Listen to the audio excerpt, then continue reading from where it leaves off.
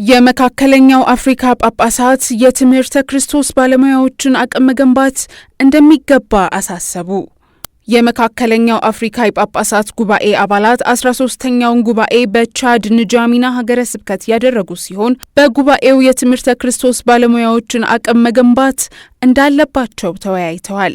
የቤተ ክርስቲያን መሪዎቹ ሁላችንም በጋራ በመሆን የመካከለኛው አፍሪካ ጳጳሳት ጉባኤ ካታኪስቶች ጥሩ ስልጠናና ጥራት ያለው የዶክትሪን ምስረታ ለማቅረብ አስፈላጊውን ጥረት እናደርጋለን ሲሉ መልእክታቸውን አስተላልፈዋል።